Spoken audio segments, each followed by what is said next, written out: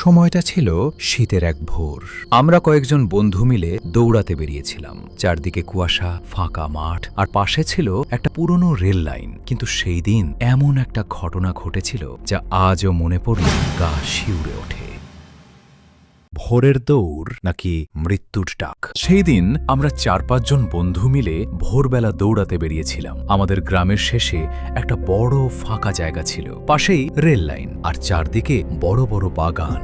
শীতের সময় ভোরে সবাই দৌড়াতে আসে, কিন্তু সেদিন আশ্চর্য ব্যাপার, একজন মানুষও ছিল না। আমরা দৌড়াতে দৌড়াতে বাগানের পাশ দিয়ে যাচ্ছিলাম। হঠাৎ দেখি আমাদের এক বন্ধুর জুতোর ফিতা খুলে গেছে। সে একটু পিছনে পড়ে গিয়েছিল, তাই আমরা দুজন সামনে দাঁড়িয়ে অপেক্ষা করছিলাম। আমরা যখন আবার দৌড়াতে শুরু করলাম, ঠিক তখনই পিছন থেকে একটা মহিলার গলা শুনতে পেলাম। ওই শুনছো? আমি আর আমার বন্ধু থেমে গেলাম, চারদিকে তাকালাম, কিন্তু কাউকে দেখা গেল না। আবার সেই গলা শুনতে পেলাম। কি গো, শুনতে পাচ্ছ না? এত ভোরবেলা, চারদিকে কেউ নেই, তবু স্পষ্ট একটা মেয়ের গলা শুনতে পাচ্ছি। আমরা ভয়ে একে অপরের দিকে তাকালাম, তারপর হঠাৎ আরো জোরে দৌড়াতে শুরু করলাম। হঠাৎ আমি দৌড়াতে দৌড়াতে পড়ে গেলাম, আর ঠিক সেই মুহূর্তে মনে হলো কেউ যেন আমার পা ধরে টানছে। আমি চিৎকার করে উঠলাম, কে কে আমাকে টানছে?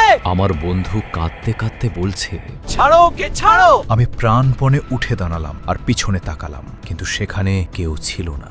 শুধু কুয়াশার মধ্যে রেল লাইনের পাশে একটা সাদা কাপড় যেন নড়ে উঠল, আর দূর থেকে আবার সেই গলা ভেসে এলো। ওই শুনছো? আজও আমরা কেউ জানি না সেদিন কে আমাকে টানছিল, মানুষ না অন্য কিছু। গল্পটা শুনে কেমন লাগলো অবশ্যই জানাবে, আর এর পার্ট 2 দেখার জন্য সাবস্ক্রাইব অবশ্যই করবেন।